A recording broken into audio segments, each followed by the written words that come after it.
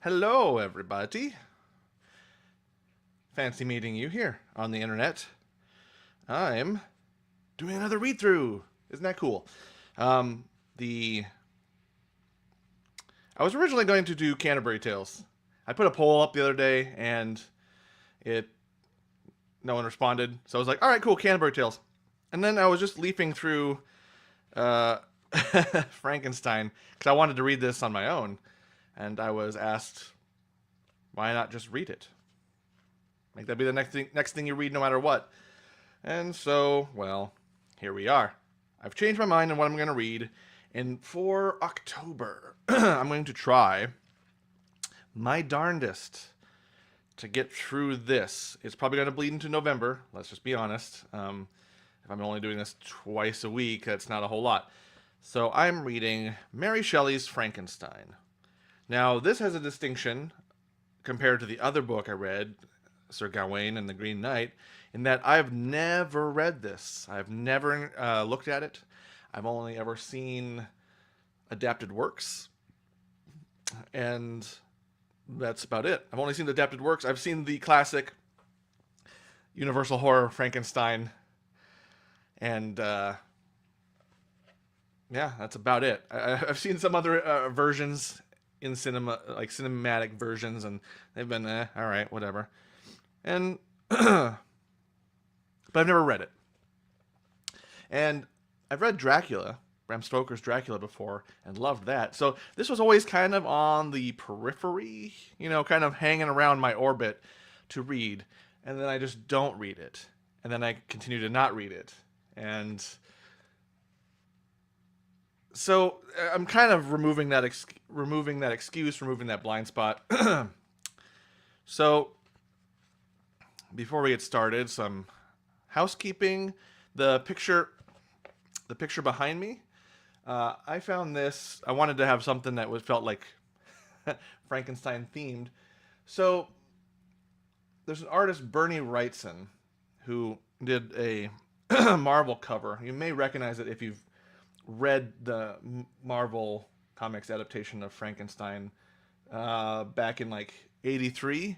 Some pretty fantastic art. So I want to kind of show some fantastic art, with what I expect to be a fantastic story. And another point of order for this is I'm intending to read the introductions. There are two, one from Mary Shelley and one from Percy Shelley. And the author's introduction to the standard novel from 1831, and Percy Shelley's introduction in 1818. I don't normally do introductions out loud, but I think it would be beneficial in this case to give me some context as I'm reading this, and just to understand kind of what I'm getting into from a literature standpoint. So let's get started without much further ado. This is the edition that I'm reading. If you wish to follow along, this is the Penguin Classics Mary Shelley Frankenstein with this exact cover right here. You can kind of see it. Like, whoop. Here, let's do some special effects here. Boop, boop, boop. So that's the one I'm reading. I'll get good at the directions on the screen, but this is what I'm reading. And if you want to follow along, I'm going to try. I meant to do this for Gawain and the Green Knight, and I may still do it if time allows, but I'm going to try and put markers in these videos in their YouTube versions so that if you want to follow along, you can follow along by chapter or some kind of marker or what have you. So we'll see if that works. It's a little bit more regimented for Sir Gawain and the Green Knight because it was all based off of lines and verses. And this is going to be chapters and not nearly as specific. So let's start first with the author's introduction to the Standard Novels edition. This is from Mary Shelley herself, so don't be too confused if I start to refer to myself. It's written in first person, so don't be confused. The publishers of the Standard Novels and those are in caps standard novels, in selecting Frankenstein for one of their series, expressed a wish that I, Mary Shelley, should furnish them with some account of the origin of the story. I am the more willing to comply, because I shall thus give a general answer to the question so very frequently asked of me. How I, then a young girl, came to think of and to dilate upon so very hideous an idea. It is true that I am very averse to bringing myself forward in print, but as my account will only appear as an appendage to a former production, and as it will be confined to such topics as have connection with my authorship alone, I can scarcely accuse myself of a personal intrusion. It is not singular that, as the daughter of two persons of distinguished literary celebrity, I should very early in life have thought of writing. As a child I scribbled, and my favorite pastime during the hours given me for recreation was to write stories. Still, I had a dearer pleasure than this, which was the formation of castles in the air, the indulging in waking dreams, the following up trains of thought which had for their subject the formation of a succession of imaginary incidents. My dreams were at once more fantastic and agreeable than my writings. In the latter, I was a close imitator, rather doing as others had done than putting down the suggestions of my own mind. What I wrote was intended at least for one other eye, my childhood's companion and friend, but my dreams were all my own. I accounted for them to nobody. They were my refuge when annoyed, my dearest pleasure when free. I lived principally in the country as a girl, and passed considerable time in Scotland. I made occasional visits to the more picturesque parts, but my habitual residence was on the blank and dreary northern shores of the Tay near Dundee. Blank and dreary, on retrospection, I call them. They were not so to me then. They were the eyrie of freedom, and the pleasant region where unheeded I could commune with the creatures of my fancy. I, Mary Shelley, wrote then, but in a most commonplace style. It was beneath the trees of the grounds belonging to our house, or on the bleak sides of the woodless mountains near, that my true compositions, the airy flights of my imagination, were born and fostered. I did not make myself the heroine of my tales. Life appeared to me too commonplace an affair as regarded myself. I could not figure to myself that romantic woes or wonderful events would ever be my lot. But I was not confined to my own identity, and I could people the hours with creations far more interesting to me at that age than my own sensations. After this, my life became busier, and reality stood in place of fiction. My husband, however, was from the first very anxious that I should prove myself worthy of my parentage and enroll myself on the page of fame. He was forever inciting me to obtain literary reputation, which even on my part I cared for then, though since I have become infinitely indifferent to it. At this time he desired that I should write, not so much with the idea that I could produce anything worthy of notice, but that he might himself judge how far I possessed the promise of better things hereafter. Still I did nothing. Traveling and the cares of a family occupied my time, and study in the way of reading or improving my ideas in communication with his far more cultivated mind was all of literary employment that engaged my attention. 1 second here. So, funny story as an aside, not related to this in any sort of way. My seat shrinks just very, very slowly and gaslights me into thinking I am falling shorter. Anyways, I digress. In the summer of 1816, we visited Switzerland and became the neighbors of Lord Byron. At first, we spent our pleasant hours on the lake or wandering on its shores, and Lord Byron, who was writing the third canto of Childe Harold, was the only one among us who put his thoughts upon paper. These, as he brought them successively to us, clothed in all the light and harmony of poetry, seemed to stamp as divine the glories of heaven and earth, whose influences we partook with him. But it proved a wet, ungenial summer, and incessant rain often confined us for days to the house. Some volumes of ghost stories, translated from the German into French, fell into our hands. There was the history of the inconstant lover, who, when he thought to clasp the bride to whom he had pledged his vows, found himself in the arms of the pale ghost of her whom he had deserted. There was the tale of the sinful founder of his race, whose miserable doom it was to bestow the kiss of death on all the younger sons of his fated house, just when they reached the age of promise. His gigantic shadowy form, clothed like a ghost in Hamlet, in complete armor, but with the beaver up, was seen at midnight, by the moon's fitful beams, to advance slowly along the gloomy avenue. The shape was lost beneath the shadow of the castle walls, but soon a gate swung back.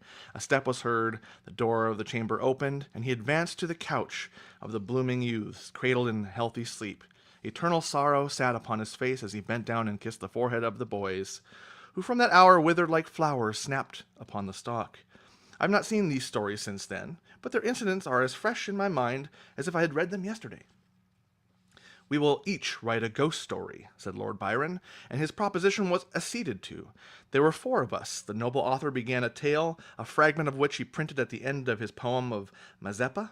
Shelley, more apt to embody ideas and sentiments in the radiance of brilliant imagery, and in the music of the most melodious verse that adorns our language, than to invent the machinery of a story, commenced one founded on the experiences of his early life. Poor Polidori had some terrible idea about a skull-headed lady who was so punished for peeping through a keyhole, what to see I forget. Something very shocking and wrong, of course, but when she was reduced to a worse condition than the renowned Tom of Coventry, he did not know what to do with her, and was obliged to dispatch her to the tomb of the Capulets, the only place for which she was fitted. The illustrious poets also, annoyed with the platitude of prose, speedily relinquished their uncongenial task. I busied myself, and I being Mary Shelley, I busied myself to think of a story to rival those which had excited us to this task.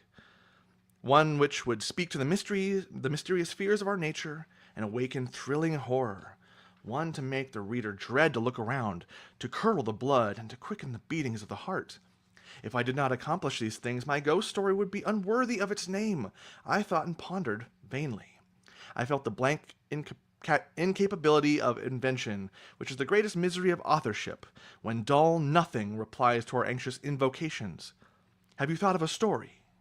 I was asked each morning, and each morning I was forced to reply with a mortifying negative. Everything must have a beginning, to speak in Sanchian phrase. Sanchian?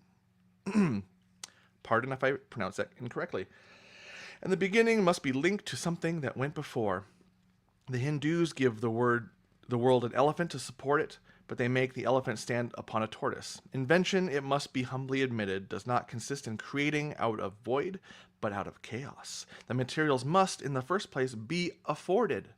It can give form to dark, shapeless substances, but cannot bring into being the substance itself. In all matters of discovery and invention, even those that pertain to the imagination, we are continually reminded of the story of Columbus and his egg. Invention consists in the capacity of seizing on the capabilities of a subject, and in the power of molding and fashioning ideas suggested to it. Many and long were the conversations between Lord Byron and Shelley, to which I was devout but nearly silent listener. During one of these, various philosophical doctrines were discussed, and among others the nature of the principle of life, and whether there was any probability of it ever being discovered and communicated. They talked of the experiments of Dr. Darwin. I speak not of what the doctor really did, or said that he did, but, as more to my purpose, of what was then spoken of as having been done by him, who preserved a piece of vermicelli in a glass case, till by some extraordinary means it began to move with voluntary motion. Not thus, after all, would life be given. Perhaps a corpse would be reanimated. Galvanism had given token of such things. Perhaps the component parts of a creature might be manufactured, brought together, and endued with vital warmth. Night waned upon this talk, and even the witching hour had gone by before we retired to rest. When I placed my head on my pillow, I did not sleep. Nor could I be said to think. My imagination, unbidden, possessed and guided me, gifting the successive images that arose in my mind with a vividness far beyond the usual bonds of reverie. I saw with shut eyes, but acute mental vision. I saw the pale student of unhallowed arts kneeling beside the thing he had put together. I saw the hideous phantasm of a man stretched out, and then, on the working of some powerful engine, show signs of life, and stir with an uneasy, half-vital motion. Frightful must it be, for supremely frightful would be the effect of any human endeavor to mock the stupendous mechanism of the Creator of the world. His success would terrify the artist. He would rush away from his odious handiwork. Horror-stricken, he would hope that, left to itself, the slight spark of life which he had communicated would fade, that this thing which had received such imperfect animation would subside into dead matter. And he might sleep in the belief that the silence of the grave would quench forever the transient existence of the hideous corpse which he had looked upon as the cradle of life. He sleeps, but he is awakened. He opens his eyes. Behold, the horrid thing stands at his bedside, opening his curtains and looking on him with yellow, watery, but speculative eyes. I opened mine in terror. The idea so possessed my mind that a thrill of fear ran through me, and I wished to exchange the ghastly image of my fancy for the realities around. I see them still, the very room, the dark parquet, the closed shutters, with the moonlight struggling through, and the sense that I had that the glassy lake and white high Alps were beyond. I could not so easily get rid of my hideous phantom. Still it haunted me. I must try to think of something else. I recurred to my ghost story, my tiresome, unlucky ghost story. Oh, if I could only contrive one which would frighten my reader as I myself had been frightened that night. Swift as light, and as cheering was the idea that broke in upon me. I have found it. What terrified me will terrify others, and I need only describe the spectre which had haunted my midnight pillow. On the morrow I announced that I had thought of a story. I began that day with the words, "It was on a dreary night of November," making only a transcript of the grim terrors of my waking dream. At first I thought but a few pages, a short tale, but Shelley urged me to develop the idea at greater length. I certainly did not owe the suggestion of one incident, nor scarcely of one train of feeling, to my husband, and yet for his incitement it would never have taken the form in which it was presented to the world. From this declaration I must accept the preface.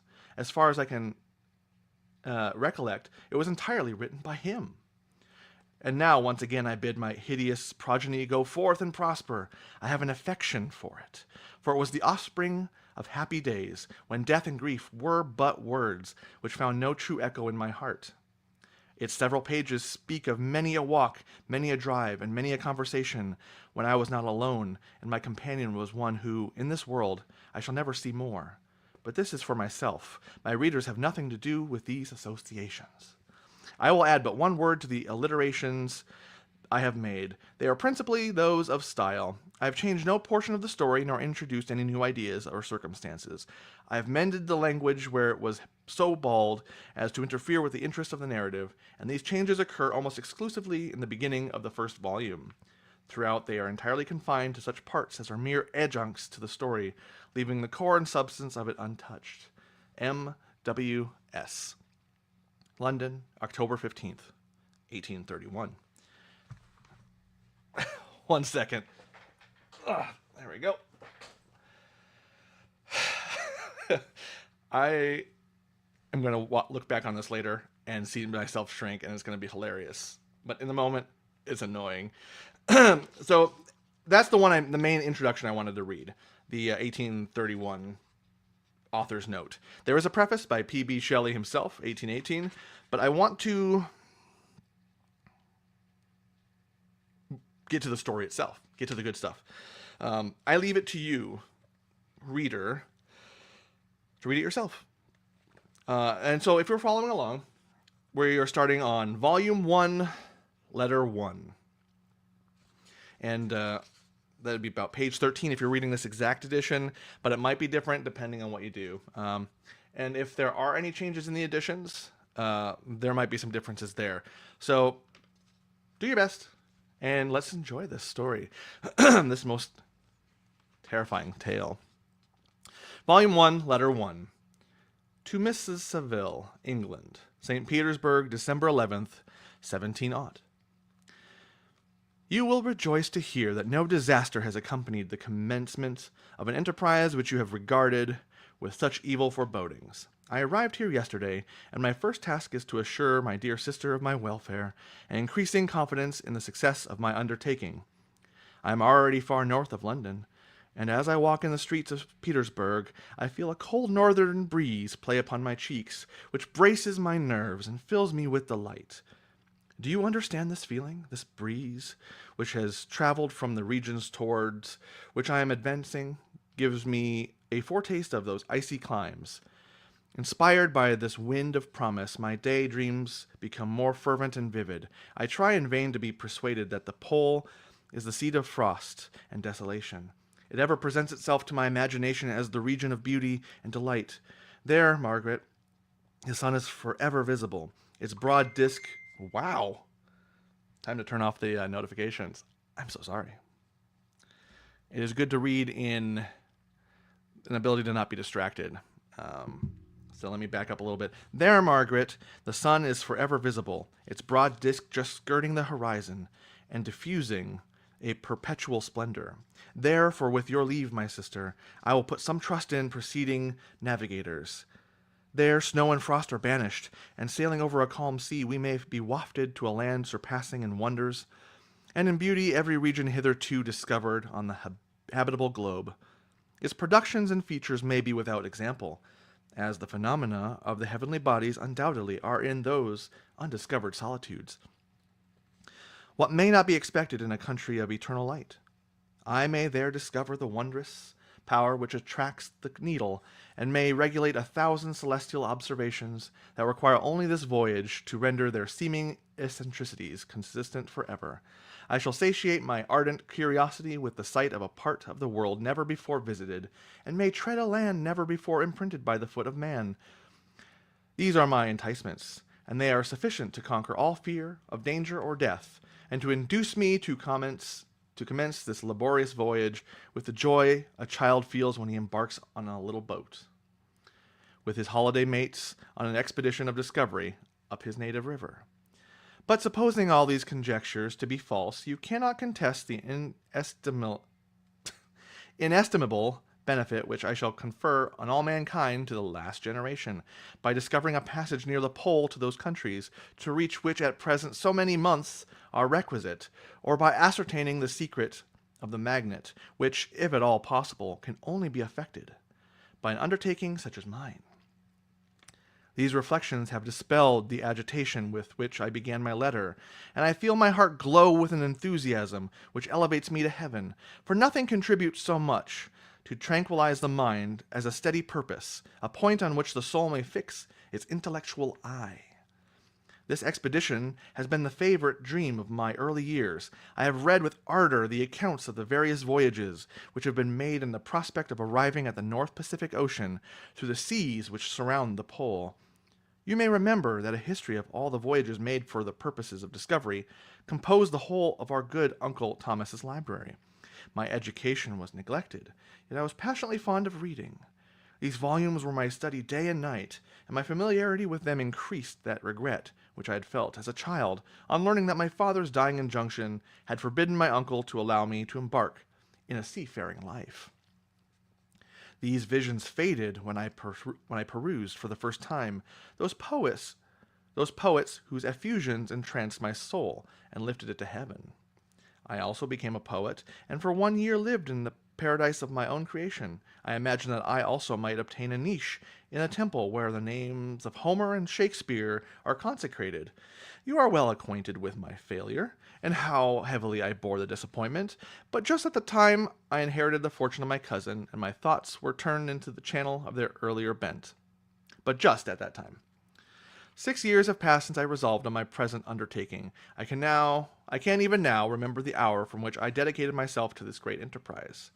I commenced by inuring my body to hardship. I accompanied the whale fishers on several expeditions to the North Sea. I voluntarily endured cold, famine, thirst, and want of sleep. I often worked harder than the common sailors during the day, and devoted my nights to the study of mathematics, the theory of medicine, and those branches of physical science from which a naval adventure might derive the greatest practical advantage.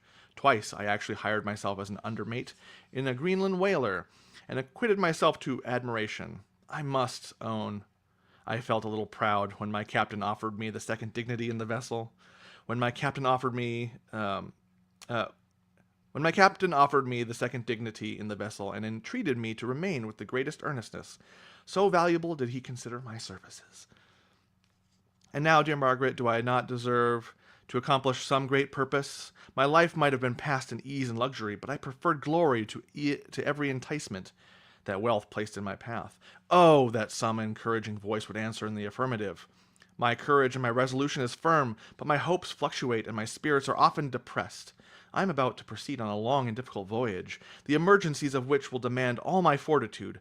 I am required not only to raise the spirits of others, but sometimes sustain my own when theirs are failing. This is the most favorable period for traveling in Russia. They fly quickly over the snow in their sledges. The motion is pleasant, and in my opinion, far more agreeable than that of an English stagecoach. The cold is not excessive, if you are wrapped in furs, a dress which I have already adopted. For there is a great difference between walking in the deck. There is a great difference between walking the deck and remaining seated motionless for hours, when no exercise prevents the blood from actually freezing in your veins. I have no ambition to lose my life on the post road between St. Petersburg and Archangel. I shall depart for the latter town in a fortnight or 3 weeks, and my intention is to hire a ship there, which can easily be done by paying the insurance for the owner, and to engage as many sailors as I think necessary among those who are accustomed to the whale fishing. I do not intend to sail until the month of June. And when shall I return? Oh, dear sister, how can I answer this question? If I succeed, many, many months, perhaps years, will pass before you and I may meet. If I fail, you will see me again soon, or never. Farewell, my dear, excellent Margaret. Heaven shower down blessings on you, and save me, that I may again and again testify my gratitude for all your love and kindness. Your affectionate brother, R. Walton. That's the end of letter 1. Let me just raise my seat once more. Ugh. Golly gee willikers. This chair is starting to bother me. We move on to letter 2. To Mrs. Saville, England, Archangel, March 28th, 17 How slowly the time passes here, encompassed as I am by frost and snow. Yet a second step is taken toward my enterprise. I have hired a vessel, and am occupied in collecting my sailors. Those whom I have already engaged appear to be men on whom I can depend, and are certainly possessed of dauntless courage. But I have one want, which I have never yet been able to satisfy, in the absence of the object of which I now feel as most severe evil. I have no friend, Margaret. When I am glowing with the enthusiasm of success, there will be none to participate my joy. If I am assailed by disappointment, no one will endeavor to sustain me in dejection. I shall commit my thoughts to paper, it is true, but that is a poor medium for the communication of feeling. I desire the company of a man who could sympathize with me, whose eyes would reply to mine. You may deem me romantic, my dear sister, but I bitterly feel the want of a friend. I have no one near me, gentle yet courageous, possessed of a cultivated as well as of a capacious mind, whose tastes are like my own, to approve or amend my plans. How would such a friend repair the faults of your poor brother? I am too ardent in execution, and too impatient of difficulties. But it is a still greater evil to me that I am self-educated. For the first 14 years of my life I ran wild on a common, and read nothing but our Uncle Thomas's books of voyages. At that age I became acquainted with the celebrated poets of our own country, but it was only when it had ceased to be in my power to derive its most important benefits from such a conviction that I perceived the necessity of becoming acquainted with more languages than that of my native country. Now I am 28, and I am in a reality more illiterate than many schoolboys of 15. It is true that I have thought more, and that my day dreams are more extended and magnificent, but they want, as the painters call it, keeping. And I greatly need a friend who would have sense enough not to despise me as a romantic, and affection enough for me to endeavor to regulate my mind. Well, these are useless complaints. I shall certainly find no friend on the wide ocean, nor even here in Archangel among merchants and seamen. Yet some feelings, unallied to the dross of human nature, beat even in these rugged bosoms. My lieutenant, for instance, is a man of wonderful courage and enterprise. He is madly desirous of glory, or rather, to word my phrase more characteristically, of advancement in his profession. He is an Englishman, and in the midst of a national and professional prejudices, unsoftened by cultivation, retains some of the noblest endowments of humanity.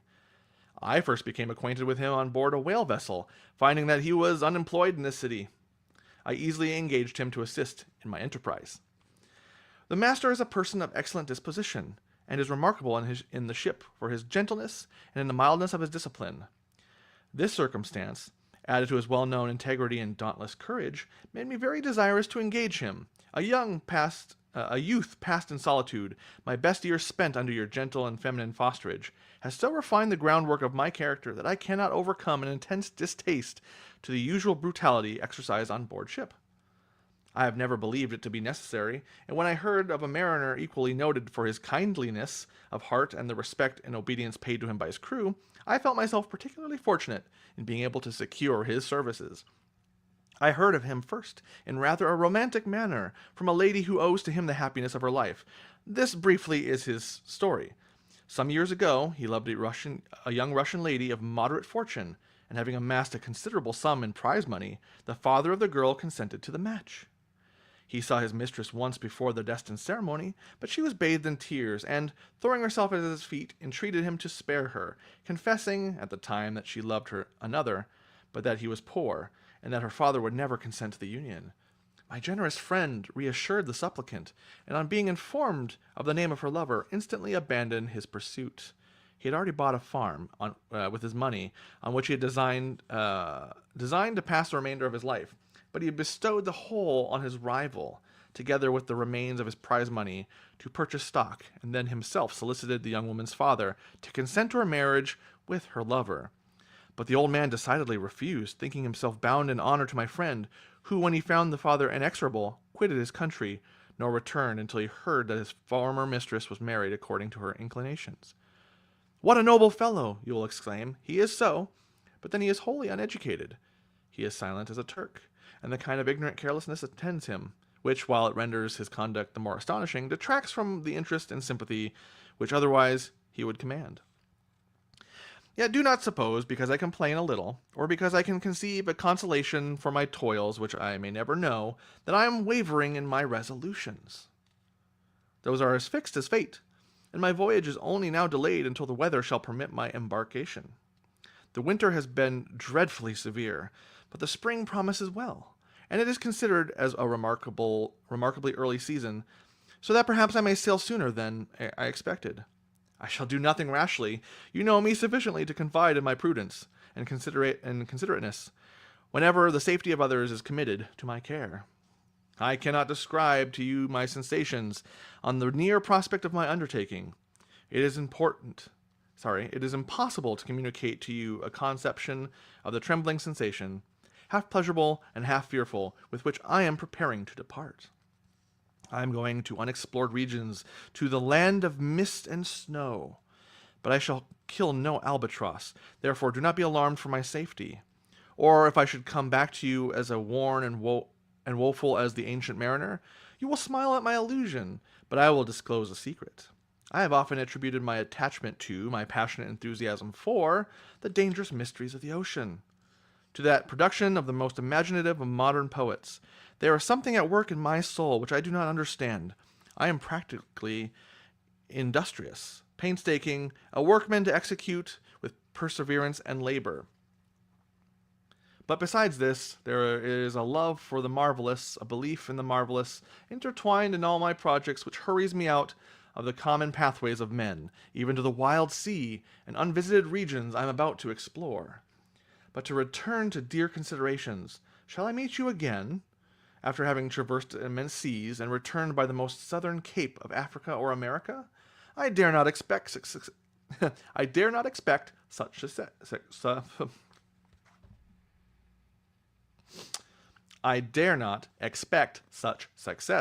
yet I cannot bear to look on the reverse of the picture. Continue for the present to write to me by every opportunity. I may receive your letters on some occasions when I need them most to support my spirits. I love you very tenderly. Remember me with affection. Should you never hear from me again, your affectionate brother, Robert Walton. Before we move to letter 3, just a couple interesting things I've noticed. Where was it? Mm.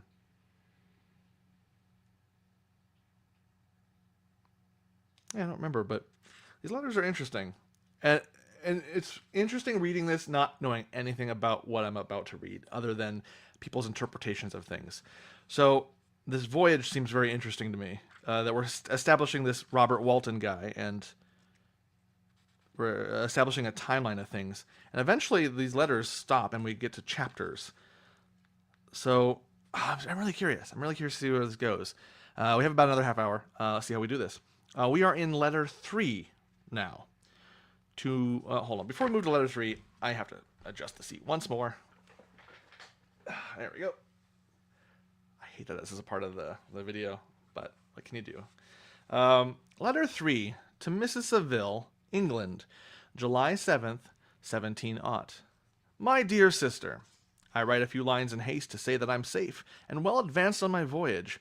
This letter will reach England by a merchantman now on its homeward voyage from Archangel, more fortunate than I, who may not see my native land perhaps for many years.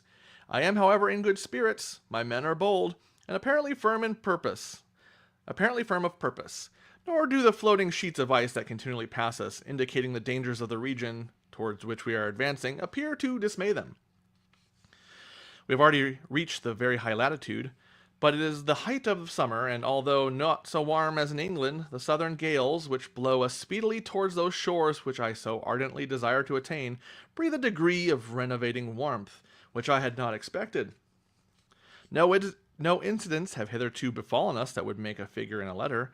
1 or 2 stiff gales and the springing of a leak are accidents which experienced navigators scarcely remember to record, and I shall be well content if nothing worse happens to us during our voyage. Adieu, my dear Margaret. Be assured that for my own sake as well as yours, I will not rashly encounter danger. I will be cool, persevering, and prudent, but success shall crown my endeavors. Wherefore not? Thus far I have gone, tracing a secure way over the pathless seas, the very stars themselves being witnesses and testimonies of my triumph. Why not still proceed over the untamed yet obedient element? What can stop the determined heart and resolved will of man? My swelling heart involuntarily pours itself out thus, but I must finish. Heaven bless my beloved sister. R.W. Letter 4. To Mrs. Seville, England, August 5th, 17 aught. So strange an accident has happened to us that I cannot forbear recording it, although it is very probable that you will see me before these papers can come into your possession. Last Monday, July 31st, we were nearly surrounded by ice, which closed in the ship on all sides, scarcely leaving the sea room in which she floated. Our situation was somewhat dangerous, especially as we were compassed around by a very thick fog. We accordingly laid to, hoping that some change would take place in the atmosphere and weather. About 2 o'clock the mist cleared away, and we beheld, stretched out in every direction, vast and irregular plains of ice, which seemed to have no end. Some of my comrades groaned, and my own mind began to grow watchful with anxious thoughts, when a strange sight suddenly attracted our attention, and diverted our solicitude from our own situations. We perceived a low carriage, fixed on a sledge and drawn by dogs, pass on towards the north, at the distance of half a mile, a being which had the shape of a man, but apparently of gigantic stature, sat in the sledge and guided the dogs. We watched the rapid progress of the traveler with our telescopes until he was lost among the distant inequalities of the ice. This appearance excited our unqualified wonder. We were, as we believed, many hundred miles from any land, but this apparition seemed to denote that it was not, in reality, so distant as we had supposed. Shut in, however, by the ice, it was impossible to follow his track, which we had observed with the greatest attention. About 2 hours after this occurrence, we heard the ground sea, and before the night the ice broke and freed our ship. We, however, lay to until the morning, fearing to encounter in the dark those large loose masses which float about after the breaking up of the ice. I profited of this time to rest for a few hours. In the morning, however, as soon as it was light, I went upon deck and found all the sailors busy on one side of the vessel, apparently talking to someone in the sea. It was, in fact, a sledge, like that we had seen before, which had drifted toward us in the night on a large fragment of ice. Only one dog remained alive, but there was a human being within it, whom the sailors were persuading to enter the vessel. He was not, as the other travelers seemed to be, a savage inhabitant of some undiscovered island, but an European. When I appeared on deck, the master said, "Here is our captain, and he will not allow you to perish on the open sea." Upon perceiving me, the stranger addressed me in English, although with a foreign accent. "Before I come on board your vessel," said he, "will you have the kindness to inform me whither you are bound?" You may conceive my astonishment on hearing such a question addressed to me from a man on the brink of destruction, and to whom I should have supposed that my vessel would have been a resource, which he would not have exchanged for the most precious wealth on earth, which he would not have exchanged for the most precious wealth the earth can afford. I replied, however, that we were on a voyage of discovery towards the northern pole. Upon hearing this, he appeared satisfied, and consented to come on board. Good God, Margaret! If you had seen the man who thus capitulated for his safety, your surprise would have been boundless. His limbs were nearly frozen, and his body dreadfully emaciated by fatigue and suffering. I never saw a man in so wretched a condition. We attempted to carry him into the cabin, but as soon as he had quitted the fresh air, he fainted. We accordingly brought him back to the deck, and restored him to animation by rubbing him with brandy and forcing him to swallow a small quantity. As soon as he showed signs of life, we wrapped him up in blankets and placed him near the chimney of the kitchen stove. By slow degrees he recovered and ate a little soup, which restored him wonderfully. 2 days passed in this manner before he was able to speak, and I often feared that his sufferings had deprived him of understanding. When he had in some measure recovered, I removed him to my own cabin, and attended on him as much as my duty would permit. I never saw a more interesting creature. His eyes have generally an expression of wildness, and even madness, but there are moments when, if anyone performs an act of kindness towards him, or does him any of the most trifling service, his whole countenance is lighted up, as it were, with a beam of benevolence and sweetness that I never saw equalled.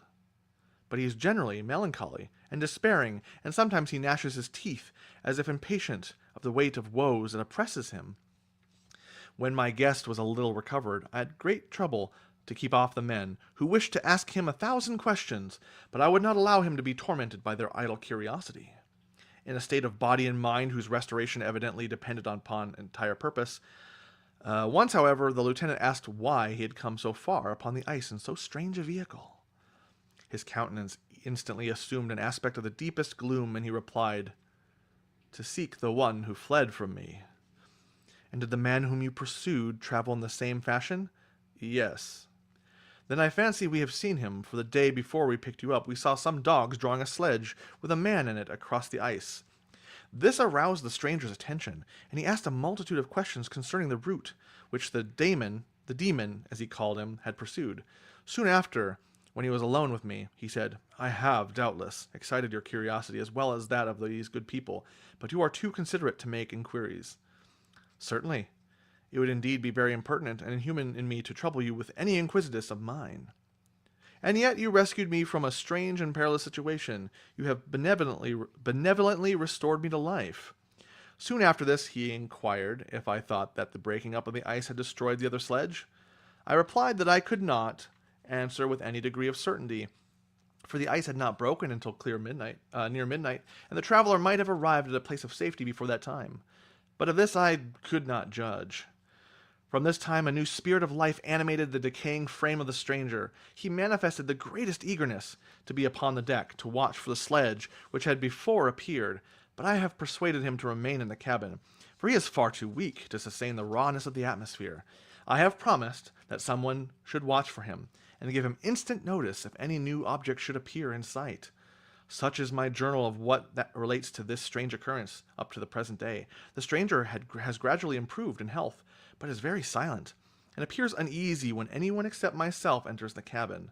Yet his manners are so conciliating and gentle that the sailors are all interested in him, although they have very little communication with him. For my own part, I begin to love him as a brother, and his constant and deep grief fills me with a sympathy and compassion. He must have been a noble creature in his better days, being even now in wreck so attractive and amiable.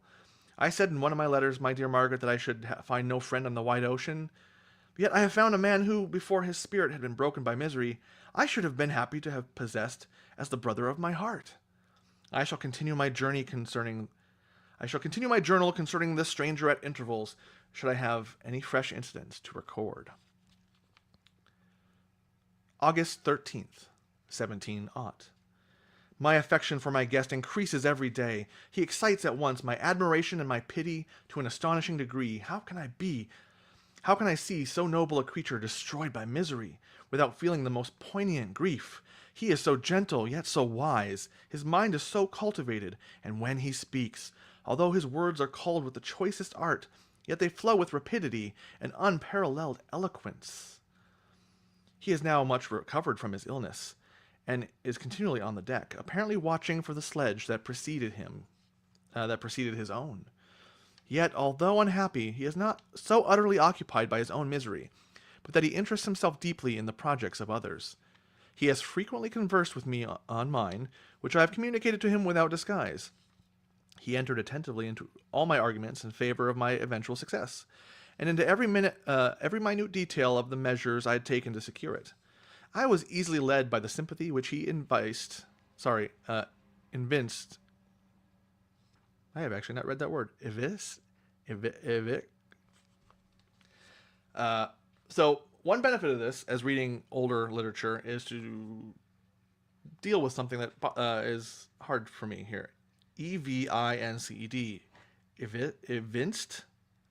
Evinced. Let's dictionary that thing. Evinced.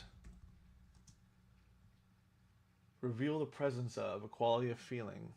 Be evidence of, indicate. As evinced. Okay, interesting. Huh. Nice. Let me back that up just ever so slightly here. He entered attentively into all my arguments in favor of my eventual success, and into every minute detail of the measures I had taken to secure it. I was easily led by the sympathy which he evinced, to use the language of my heart, to give utterance to the burning ardor of my soul, and to say with all the fervor that warmed me, how gladly I would sacrifice my fortune, my existence, my every hope to the furtherance of my enterprise. One man's life or death were but a small price to pay for the acquirement of the knowledge which I sought, for the dominion I should acquire and transmit over the elemental foes of our race. As I spoke, a dark gloom spread over my listener's countenance. At first I perceived that he tried to suppress his emotion. He placed his hands before his eyes, and my voice quivered and failed me as I beheld tears trickle fast from between his fingers. A groan burst from his heaving breast. I paused. At length he spoke in broken accents. Unhappy man, do you share my madness? Have you drunk also the intoxicating draught?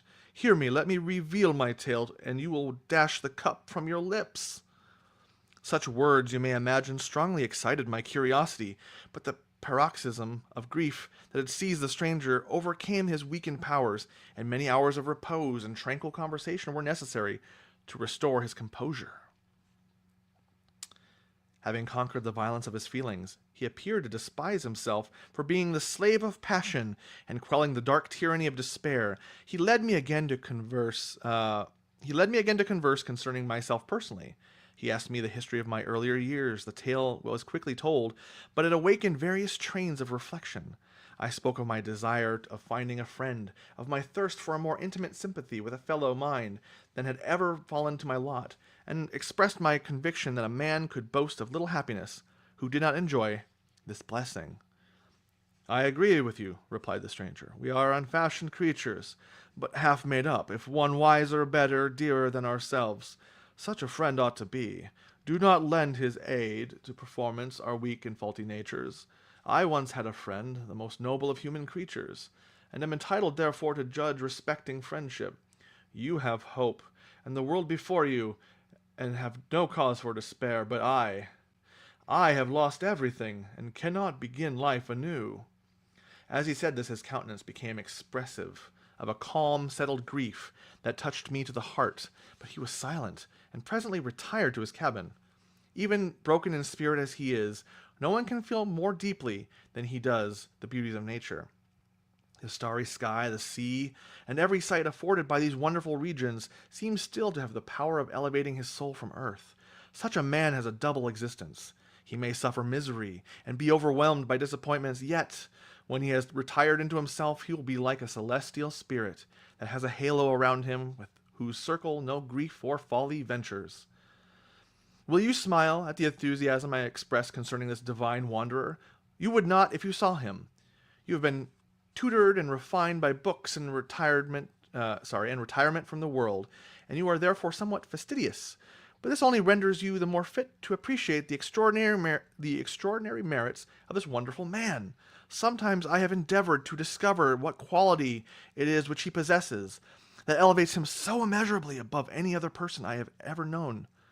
That I ever knew. I believe it to be an intuitive discernment, a quick but never failing power of judgment, a penetration into the causes of things, unequaled for the clearness and precision. Add to this the facility of expression, and a voice whose varied intonations are soul-subduing music. Need a little bit of water. Trying to get through this before we end. We have but another page before we end the letters. August 19th, 17 aught. Yesterday the stranger said to me, "You may easily perceive, Captain Walton, that I have suffered great and unparalleled misfortunes. I had determined at one time that the memory of these evils should die with me, but you have won me to alter my determination. You seek for knowledge and wisdom, as I once did, and ardently hope that the gratification of your wishes may not be a serpent's sting to you, as mine have been. I do not know that the relation of my disasters will be useful to you. Yet, when I reflect that you are pursuing the same course, exposing yourself to the same dangers which have rendered me what I am, I imagine that you may deduce an apt moral from my tale, one that may direct you if you succeed in your undertaking, and console you in case of failure. Prepare to hear of the occurrences which are usually deemed marvelous. Were we among the tamer scenes of nature, I might fear to encounter your unbelief, perhaps your ridicule. But many things will appear possible in these wild and mysterious regions, which would provoke the laughter of those unacquainted with the ever-varied powers of nature. Nor can I doubt but that my tale conveys in its series internal evidence of the truth of the events of which it is composed." You may easily imagine that I was much gratified by this offered communication, yet I could not endure that he should renew his grief by a recital of his misfortunes.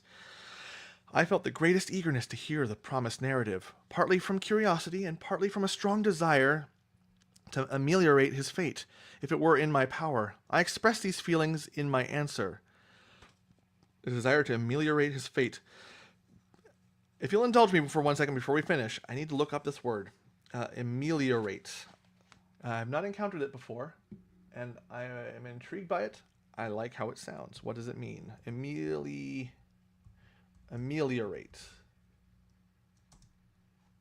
Make something bad or unsatisfactory ultimately better. The reformed did to ameliorate living standard. Oh, nice. Okay. Amazing. That's cool. This is an important part of reading. As an aside, a quick aside before we finish. Finding challenging words, that's a kind of a joy, actually. Finding something that's hard. Something that you don't know. Stopping. Thinking. Chewing it over. I do love that. Let's back it up ever so slightly. I felt the greatest eagerness to hear the promised narration. I felt the greatest eagerness to hear the promised narrative, partly from curiosity and partly from a strong desire to ameliorate his fate, if it were in my power. I expressed these feelings in my answer. "I thank you," he replied, "for your sympathy, but it is useless. My fate is nearly fulfilled. I wait but for one event, and then I shall repose in peace." "I understand your feeling," continued he, perceiving that I wished to interrupt him, "but you are mistaken, my friend. If thus you will allow me to name you, nothing can alter my destiny. Listen to my history, and you will perceive how irrevocably it is determined." He then told me that he would commence his narrative the next day, when I should be at leisure. This promise drew from me the warmest thanks. I have resolved every night, when I am not imperatively occupied by my duties, to record as nearly as possible in his own words what he has related during the day. If I should be engaged, I will at least make notes. This manuscript will doubtless afford you the greatest pleasure. But to me, who know him, and who bear it from his own lips, with what interest and sympathy shall I read it in some further day? Even now, as I commence my task, His full-toned voice swells in my ears. His lustrous eyes dwell on me with all their melancholy sweetness. I see his thin hand raised in animation, while the lineaments of his face are irradiated by the soul within. Strange and harrowing must be his story. Frightful the storm which embraced the gallant vessel in its course, and wrecked it thus. Whew. Nice. That ends the letters and the framing of our story. It sounds like we're going to move on. The rest of these are chapters. They have chapter numbers, chapter 1, so we are technically now at chapter 1. All this was preamble and interesting letters, a journey from an author, Robert Walton, as he encounters who I can only assume him to be Victor Frankenstein. But again, I don't really know. I only know the stories from the films and the adaptations that just take kind of whatever they want, and I haven't even seen the best adaptations of this. So, coming from a Universal horror classic film sort of way, this is new. This is fascinating. I am all in, and I'll continue to read this going forward. So, for those of you who are going to follow along, or if you wish to follow along, we are on page 31, chapter 1, if you're using this particular edition, the Penguin Classics. It could be a different page. It could be a different thing, depending on whatever edition you buy. And if you're looking for one that's close but can't find this edition, the one I'm reading had both an 1831 forward by the author, which we read, and an 1818 forward by the author's husband, which I didn't read. It wasn't very long, but I wanted to get to this. I wanted to see what this framing was, because I'd read a few pages before and was confused by it being on a boat. Fascinating. This reading session basically equated to sit down and let me tell you a tale. And the build-up now has me really excited for what's to come. I can't wait to read this. Guys, this is excellent. Let's do this again real soon, okay, everybody?